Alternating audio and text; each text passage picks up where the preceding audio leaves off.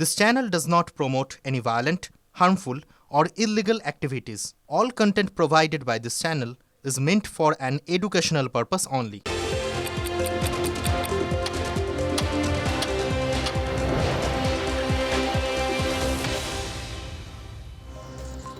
নমস্কার, দেখছেন টিভি9 বাংলা। আপনাদের সঙ্গে রয়েছি আমি শুভজিৎ মিত্র। ঘড়ির কাঁটা 5টা 6 মানে এই 5 কথা। আসল পরিবর্তন চাই। সেদিন সিঙ্গুরে দাঁড়িয়ে বাংলায় পরিবর্তনের ডাক এভাবেই দিয়েছিলেন প্রধানমন্ত্রী নরেন্দ্র মোদী। আর এবার সেই সিঙ্গুরেই সভা করতে চলেছেন রাজ্যের মুখ্যমন্ত্রী। নিঃসন্দেহে বড় খবর, প্রধানমন্ত্রীর পর এবার সিঙ্গুরে মুখ্যমন্ত্রী। 28শে জানুয়ারি সিঙ্গুরে সভা করবেন মমতা বন্দ্যোপাধ্যায়। সিঙ্গুর থেকে কি বার্তা দেবেন মুখ্যমন্ত্রী? কোটি টাকার প্রশ্ন। 28 তারিখ সিঙ্গুরে প্রশাসনিক সভা করবেন মুখ্যমন্ত্রী। প্রশাসনিক সভা, সেই সভা থেকে বড় কোনো বার্তা দেবেন কি মমতা বন্দ্যোপাধ্যায়? নিশ্চয় মনে আছে আপনাদের, গত রবিবার সিঙ্গুরে সভা করেন প্রধানমন্ত্রী। সিঙ্গুর নিয়ে স্পষ্ট কিছু না বললেও প্রধানমন্ত্রীর বার্তা ছিল, এ রাজ্যে আইন শৃঙ্খলার উন্নতি না হলে রাজ্যে কোনো বিনিয়োগ আসবে না। মাটির সঙ্গে তিনি সম্পৃক্ত। এখন সেখানে নরেন্দ্র মোদী এসেছিলেন, সকলে আশা করেছিল তিনি কিছু বলবেন, তিনি কিছু বলতে পারেননি। एक और बात याद रखनी है, बंगाल में उद्योग तभी लगेंगे, निवेश तभी आएगा जब यहाँ कानून व्यवस्था बेहतर होगी। জনসভা সিঙ্গুরের এই টাটাদের ফেলে যাওয়া জায়গাতেই অনেকের আশা ছিল যে কিছু বলবেন।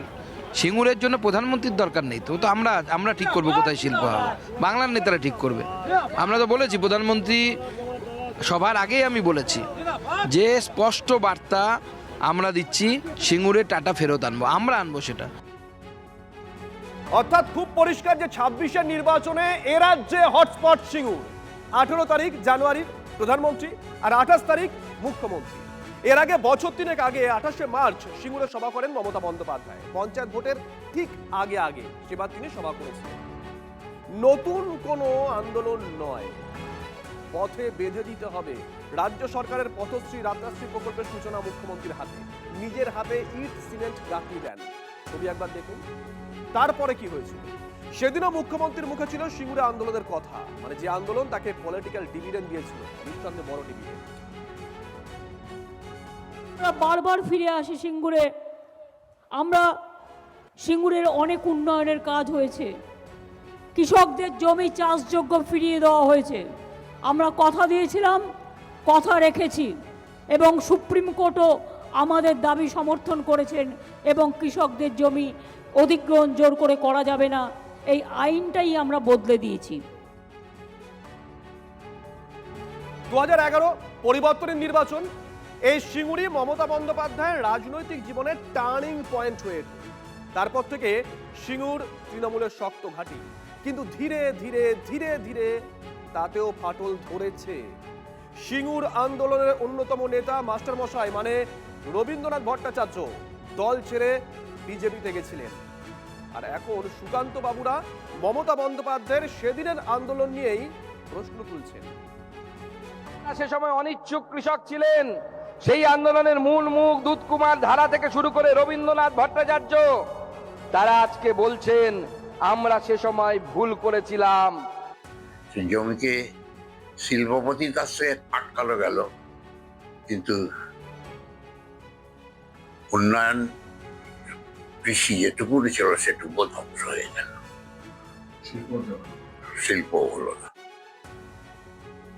মাস্টার মশাই সেদিনকে তৃণমূলের টিকিটে জিতেছিলেন এবং সিঙ্গুরের বিধায়ক ছিলেন। সেদিনকে এক কথা বলেছিলেন, আজকে তিনি আরেক কথা বললেন। ভোটমুখী বাংলায় রাজনীতির নজর কিন্তু সেই সিঙ্গুরেই পড়ে আছে। নরেন্দ্র মোদীর পর এবার মমতা বন্দ্যোপাধ্যায়। আবারও বলছি, কি বার্তা দেবেন মুখ্যমন্ত্রী? কোটি টাকার প্রশ্ন। প্রশাসনিক সভায় বাংলার বাড়ি প্রকল্পে টাকা দেওয়ার ঘোষণা হবে কি? হতে পারে 16 লক্ষ বাড়ির প্রথম কিস্তির টাকা দেওয়ার ঘোষণা।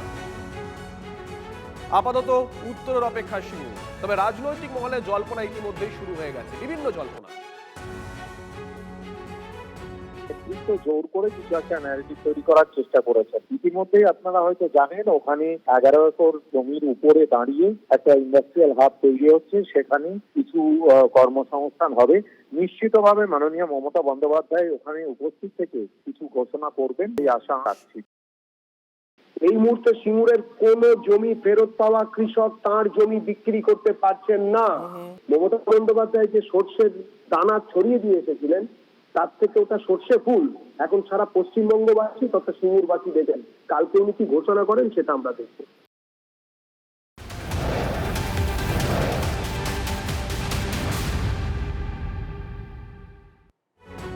এদিকে গতকাল অশান্তির পর আজও বেপরোয়া মগরা তৃণমূল নেতা, আজও বেপরোয়া বিজেপি নেতাদের মারধরের হুমকি মগরা তৃণমূল ব্লক সভাপতির বিরুদ্ধে। তৃণমূল নেতা তাপস চক্রবর্তী হুঁশিয়ারি দিচ্ছেন, এসআইআর এর নামে মানুষকে হয়রান করছে বিজেপি, প্রয়োজন হলে আবার মারব, বৈধ ভোটারের নাম বাদ গেলে মারবই, হুঁশিয়ারি তৃণমূল নেতা। গতকাল চুচুড়া বিডিও অফিসে ফর্ম 7 জমা করা নিয়ে অশান্তি হয়। বিজেপি জেলা সম্পাদক সন্দীপ সাধুকা সহ কয়েকজন বিজেপি কর্মীকে মারধরের অভিযোগ ওঠে তৃণমূলের বিরুদ্ধে। প্রতিবাদে আজ মগরা থানায় অভিযুক্তদের গ্রেপ্তারের দাবিতে বিজেপি বিক্ষোভ দেখায়। এরই প্রতিক্রিয়া দিতে গিয়ে বিজেপি নেতাদের ফের মারধরের হুঁশিয়ারি দেন তৃণমূল নেতা। পাল্টা তৃণমূলকে জবাব দিয়েছে বিজেপি। এই বিজেপি ইলেকশন কমিশন অফ ইন্ডিয়াকে লাগু করে তাদেরকে কাঠের পুতুলের মতন ব্যবহার করে যে সমস্ত মানুষের জন্য যে হয়রানি করছে, বিগত 1 মাস ধরে বিভিন্ন রকম ভাবে হয়রানি হচ্ছে মানুষের হয়রানি হলে দরকার পড়লে তারা আবার নিজেরা এক একজনের 200, 250, 400 করে ফর্ম নিয়ে এসে বৈধ ভোটারের নাম বাদ দিচ্ছে। বৈধ ভোটারের নাম বাদ দেওয়ার চক্রান্তে যদি কোনো একটা বৈধ ভোটারের নাম বাদ যায়, দরকার হলে আরও মারব। যে বিজেপির নেতাই আসুক না কেন, সে জেলা, রাজ্য, ব্লক স্তরের যে নেতাই আসুক না কেন, মানুষের স্বার্থে দরকার পড়লে আবার মারবো। হ্যাঁ, অভিযোগ করুক, যারা চক্রান্তকারী তাদেরকে রুখে দাঁড়াবার জন্য যা করতে হয় করবো আমরা। আগামী দিন তৃণমূল পশ্চিমবাংলায় ক্ষমতায় থাকবে কিনা তার কোনো গ্যারান্টি নেই। আজকে বিজেপি ভদ্র সভ্য বলে আইনের দ্বারস্থ হয়েছে, তার মানে এই নয় যে বিজেপি চুরি করে বসে রয়েছে। সুতরাং যে সকল মন্তব্য করছেন আর যে সকল টেন্ডেন্সি নিচ্ছেন, তার সঙ্গে এটাও মাথায় নিয়ে আসবেন যে আমরা যখন মগরা ভিডিওতে যাব এসআইআর ফর্ম ছিঁড়তে, পিঠে তেল লাগিয়ে যাব। কারণ এবার আর বিজেপি থেমে থাকবে না, যা দেবে তার উপযুক্ত সুদ সমেত ফিরিয়ে দেওয়া হবে আপনাদের। আচ্ছা, নেতারা কি পেয়েছেন বলুন তো? বোধহয় বলছে আমায় দেখ, ও বলছে আমায় দেখ। বিডিও অফিসে তাণ্ডব, ফারাক্কার বিডিও অফিস গোটা রাজ্য দেখেছে। ওখানে নেতৃত্ব দিচ্ছিলেন তৃণমূল কংগ্রেসের লোকাল বিধায়ক মনিরুল ইসলাম। এবার তিনি আবারও একই ভাষায় হুমকি দিচ্ছেন নির্বাচন কমিশনের মাজা ভাঙার। এসআইআর ঠিক মতো না হলে নাম বাদ গেলে আগুন জ্বলবে, ধুক ধুক করে মরার থেকে একেবারে মরা ভালো। উস্কানি ভাষণ ফারাক্কার তৃণমূল বিধায়ক। এই ঝান্ডা কমছির ঝান্ডা চলবে না, লাঠিতে ভাঙতে হবে, লাঠিতে। কোমরকে ঢিলা করে দিতে হবে নির্বাচন কমিশনের। মানুষকে নিয়ে ছেলা খেলানো করছো, আর তুমি নিরাপত্তা নিয়ে ঘেরাটোপের মধ্যে আছো না? তুমি আকাশে আছো, পাতাল থেকে ছেঁচড়ে বের করবো, পাতাল থেকে বের করবো। আমি শুধু ইশারায় বলবো, 19 তারিখে ফাইনাল লিস্ট বের হবে। তখন কিন্তু যদি সব ঠিকঠাক হয়, আর নচেত দেখবেন চারদিকে আগুনে আগুন জ্বলছে, কিচ্ছু করার নেই। এই ধুক ধুক করে মরার চাইতে লড়াই করা মরা আমি মনে করি জীবনের সার্থক। রাজ্যের শাসক দলের বিধায়ক, আইনসভা সদস্য, তিনি যখন প্রকাশ্য মঞ্চ থেকে এরকম হুঁশিয়ারি দিচ্ছেন, তখন তার দল গোটা বিষয়টা কিভাবে দেখছে শোনাবো। ব্যাক টু ব্যাক শোনাবো বিজেপির তরফ থেকে কি রিয়াকশন পেয়েছি আমরা। তোষণের রাজনীতি কতদূর অবধি গেলে আজকে এই ধরনের দুঃসাহস এই এমএলএরা করতে পারে? আজকে বিডিও অফিসে গিয়ে বিডিওকে মারছেন, ভাঙচুর করছেন। অবশ্য আমরা অবাক হই না, আপনাদের নেতৃত্ব এই বিধানসভার মধ্যে ভাঙচুর করেছিল। উনি তো ভাঙচুর করতেই জানেন Mamata Banerjee, destructive chief minister. আপনার তোষণের রাজনীতির জন্য আজকে আপনার সংখ্যালঘু বিধায়করা এই ধরনের কথা বলার সাহস রাখে। 2026-এ মোদী সরকার আসুক, তারপর এই ধরনের সংবিধান, ডেমোক্রেসি, প্রশাসনের এগেইনস্টে কথা বলবে, ভাঙচুর করবে, তাদের কিভাবে সোজা করতে হয় সেটাও বিজেপি সরকার জানে না। এই ধরনের দেখুন, যে ঘটনার প্রেক্ষিতে এটা হয়েছে সেই ঘটনাটাও যেরকম নিন্দনীয়, বাঙালির উপর অত্যাচার হচ্ছে, বাইরের রাজ্যে পরিযায়ী শ্রমিককে পিটিয়ে ঝুলিয়ে দেওয়া হচ্ছে, সেটা সমর্থনযোগ্য হতে পারে না। তার বিরুদ্ধে প্রতিবাদও প্রয়োজন। আবার যেরমভাবে এসআইআর এর নাম করে অসভ্যতামি হয়রানি করা হচ্ছে, তার বিরুদ্ধেও প্রতিবাদ প্রয়োজন। কিন্তু প্রতিবাদের ধরন কখনো সরকারি অফিস ভাঙচুর করে, সাংবাদিককে আক্রমণ করে, অফিসে আগুন লাগিয়ে, সরকারি সম্পত্তি ধ্বংস করে এটা হতে পারে না, এটা সমর্থনযোগ্য নয়। দল প্রথম দিনই এই ঘটনার তীব্র নিন্দা জানিয়েছে এবং এই ঘটনাকে দল এন্ডোর্স করবে না। আর এই মুহূর্তে যে খবর পাচ্ছি আমরা, এসআইআর আতঙ্কে ফের আত্মহত্যার চেষ্টার অভিযোগ দিনহাটায়। বিষ খেয়ে আত্মহত্যার চেষ্টা একজন বৃদ্ধের। যে খবর পাচ্ছি আমরা, দিনহাটা থেকে বিষ খেয়ে আত্মহত্যার চেষ্টা করেন একজন বৃদ্ধ। কমিশনের বিরুদ্ধে মামলা দায়েরের পরামর্শ উদয়নের। ঠিক কি ঘটেছে, পরিবার কি বলছে? সুমন কল্যাণ আমাদের সঙ্গে রয়েছেন। সুমন, দেখো, এসআইআর এর শুনানিতে নাম এসছে এই পরিবারের 4 জনের, আর তাতেই আতঙ্ক পিতার, এবং তার জেরেই কিন্তু বিষ খেয়েছে বলে অভিযোগ করেছে এই পরিবারটি। এবং তাদের যেটা বক্তব্য যে 4 জন তাদের নামে এসআইআর শুনানি এসছে। 22 তারিখে তাদেরকে দেখা করতে যাওয়ার জন্য বলা হয়েছে, এবং এরা প্রত্যেকেই পরিযায়ী শ্রমিক। এই কারণে তারা বাড়ির বাইরে থাকেন, এবং এই খবর পেয়ে কিন্তু আতঙ্কগ্রস্ত হয়ে পড়েন এই ভদ্রলোক, এবং তিনি কিন্তু আজকে বিষ খেয়ে আত্মঘাতী হওয়ার চেষ্টা করেছেন। ফলে এই ঘটনার পর কিন্তু যথেষ্ট উত্তেজনা হয়েছে দিনহাটায়, এবং উত্তরবঙ্গ উন্নয়ন মন্ত্রী তিনি আজকে যেটা বলেছেন যে সমস্ত কাণ্ড ঘটছে তাতে কিন্তু স্পষ্ট যে পুলিশের এবার সময় এসছে নির্বাচন কমিশনের বিরুদ্ধে সুমোটো মামলা করার। আত্মহত্যার প্ররোচনা দিচ্ছে নির্বাচন কমিশন, এমনটাই কিন্তু উদয়ন বাবু অভিযোগ করেছেন। পরিবার কি বলেছে একবার শোনাই। উদয়ন কি বলেছেন ব্যাক টু ব্যাক শোনাবো। এসআইআর কি হয়েছে? আপনার নাম নেই, নোটিশ আসছে, তাহলে নোটিশ আসবে? কে বলছে? তার জন্য খাইছেন? নোটিশ এখনো আসে নাই? এখনো নোটিশ আসে নাই? কি তাহলে কি ভয়ে বিষ খেয়েছেন?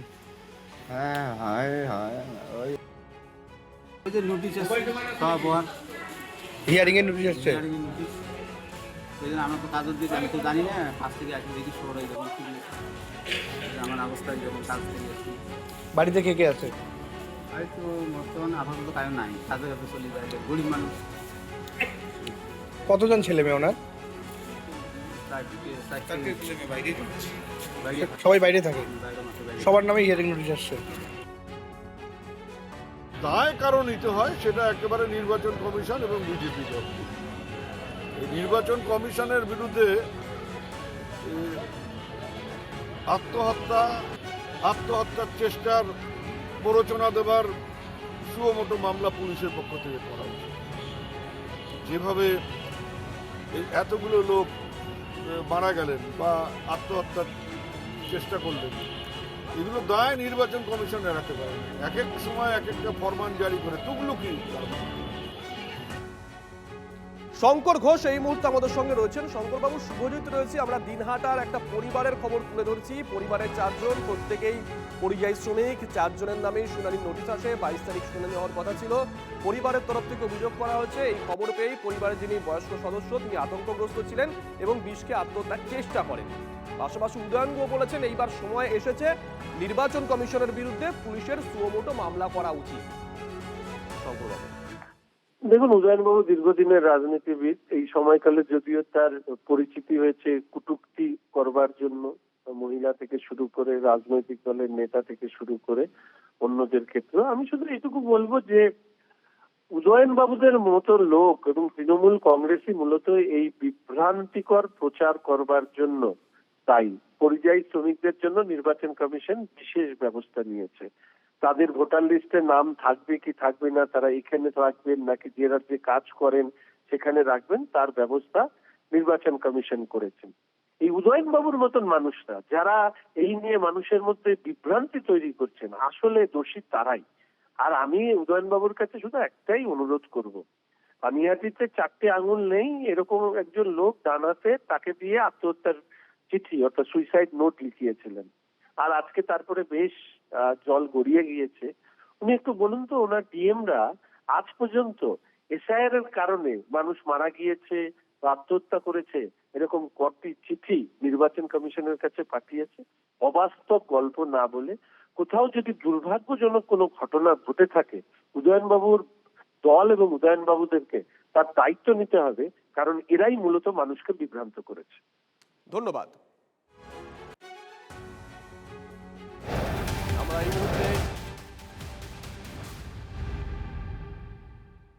আমরা এই মুহূর্তে সরাসরি নজর রাখবো ধুবুলিয়ার দিকে শুভেন্দু অধিকারী পরিবর্তন সংকল্প যাত্রায়।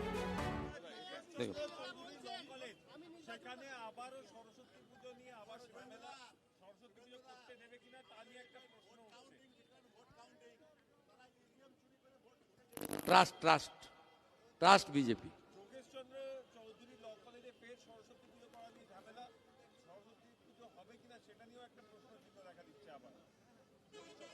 কোর্ট খোলা আছে তো, চলে যাবে। এ সরকার যতক্ষণ থাকবে হিন্দু ধর্মাচরণের ক্ষেত্রে বাধাপ্রাপ্ত হবে।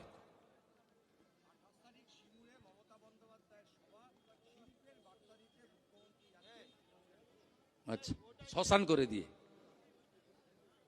উনি একবার গিয়ে সরষে ছড়িয়েছেন, একবার গিয়ে জেসিপি দিয়ে গর্ত খুলেছিলেন মাছ চাষ করবেন বলে। ওখানে মাছ চাষও হয়নি, সরষেও হয়নি, ধানও হয় না, আলুও হয় না, আর রতন টাটাকে তাড়িয়েছেন।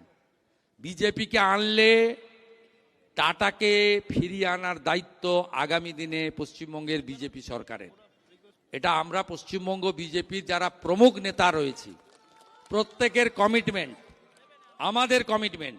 প্রধানমন্ত্রী এক লাইনে সিঙ্গুরে বলে গেছেন, যতই আপনারা কিছু শুনলাম না বলুন না কেন, প্রধানমন্ত্রী জমি, প্রথম শিল্প করতে গেলে জমি দরকার, শিল্প আকাশে হয় না, জমির ব্যবস্থা করে দেয় রাজ্য সরকার।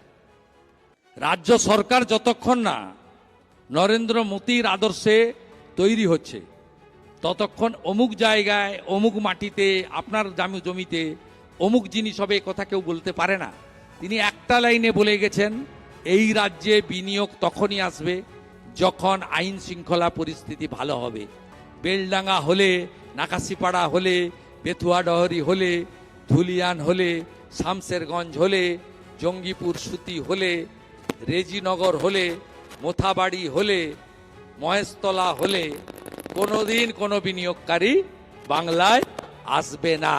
আগে জামাতি হাঁটাও, তারপরে এখানে সব হবে। আগে জামাত হাঁটাও, জামাতকে হাঁটাতে হবে আগে। মুর্শিদাবাদের দাঙ্গা, বেলডাঙ্গার দাঙ্গা পরিকল্পিত, এর সঙ্গে পিএফআই রয়েছে, এর সঙ্গে মিম রয়েছে, এখানে হুমায়ুন কবিরের উস্কানি রয়েছে। আর মমতা ব্যানার্জি মুসলিম ভোট হারানোর ভয়ে তিনি ওখানে করতে দেননি। আমরা কথা দিয়ে গেলাম, হিন্দু মন্দির বানাবে আপত্তি নেই, মুসলিম মসজিদ বানাবে আপত্তি নেই, বাবরের নাম আমরা লিখতে দেব না, দেব না, দেব না, দেব না, দেব না। বিজেপিকে আনবেন, বাবরের নাম লিখতে দেব না। বাবর ভারতীয় নয়, ভারত মোগল পাঠান, হানা দিতে এসেছিল, ধর্ম পরিবর্তন করেছে, মন্দির ভেঙেছে, আমার মা বোন দিদির ইজ্জত লুট করেছে। বিজেপিকে আনলে কোথাও বাবর, জাহাঙ্গীর, শাহজাহান, আকবর, ঔরঙ্গজেবের নাম লেখা হবে না, হবে না। আমরা নজর রাখছিলাম শুভেন্দু অধিকারী সাংবাদিক বৈঠক করছিলেন, পাশাপাশি আরো একটা বড় খবরের দিকে নজর রাখতে হচ্ছে। হিংসা বিধ্বস্ত বেলডাঙ্গায় এবার ফরেন্সিক টিম, ঘটনাস্থল থেকে নমুনা সংগ্রহ ফরেন্সিক বিশেষজ্ঞদের। ঝাড়খণ্ডে পরিযায়ী শ্রমিকের মৃত্যু ঘিরে শুক্র এবং শনিবার হিংসা ছড়িয়েছিল বেলডাঙ্গায়। গোটা রাজ্য সেই ছবি দেখেছে। আর এই মুহূর্তে আমরা যে ছবি আপনাদের দেখাচ্ছি সেই দিনগুলোর ছবি, পাশাপাশি আজকের ছবি। ফরেন্সিক টিম সেখানে পৌঁছে গেছে। কি ঘটছে সেখানে কৌশিকের কাছ থেকে জানবো। কৌশিক, দেখো, যে 2 দিন ধরে কিন্তু শুক্র এবং শনিবার যে হিংসার ঘটনা ঘটেছে, এক পরিযায়ী শ্রমিকের মৃত্যু ঘিরে এবং তার পরবর্তীতে যে আন্দোলনের নামে একটা নৈরাজ্য তৈরি হয়েছিল, সেই ঘটনায় কিন্তু এবার ফরেনসিক টিমের সদস্যরা এখানে আসেন এবং 3 জন সদস্যের একটি টিম আসেন এবং সেখানে বিভিন্ন সামগ্রী, যেখানে হিংসার ঘটনা ঘটেছিল, ভাঙচুরের ঘটনা ঘটেছিল, সেই সব নমুনা সংগ্রহ করে এই 3 জনের যে ফরেনসিক টিম রয়েছে এবং তারপর বিভিন্ন এলাকা ঘুরে দেখেন, যেমনটা বড়ুয়া মোড়, যেখানে জাতীয় সড়ক ভাঙচুর করা হয়েছিল, আগুন ধরিয়ে দেওয়া হয়েছিল, সেই বড়ুয়া মোড়ে এবং বাস ভাঙচুরের ঘটনা ঘটেছিল এবং বাস ভাঙচুরে সেখানেও কিন্তু নমুনা সংগ্রহ করা হয়েছে। এর পাশাপাশি যে ছাপাখানা মোড় ছিল বেলডাঙ্গায়, সেই ছাপাখানা মোড়ে রেলের যে গেট, রেল গেটের ওখানে ভাঙচুর করা হয়েছিল, সেখানেও কিন্তু ফরেন্সিক টিমের সদস্যরা যান এবং সেখানেও নমুনা সংগ্রহ করেন এবং রেল লাইনের উপরে যে আগুন ধরিয়ে দেওয়া হয়েছিল সেখানেও কিন্তু সেই সব এলাকায় নমুনা সংগ্রহ করে এই 3 সদস্যের টিম। শুভজিৎ, নজর রাখো। মুর্শিদাবাদে ধারাবাহিক হিংসার ঘটনায় উদ্বিগ্ন হাইকোর্ট, মানুষের জীবন আর সম্পত্তি নিয়ে চিন্তিত আদালত, মন্তব্য প্রধান বিচারপতি।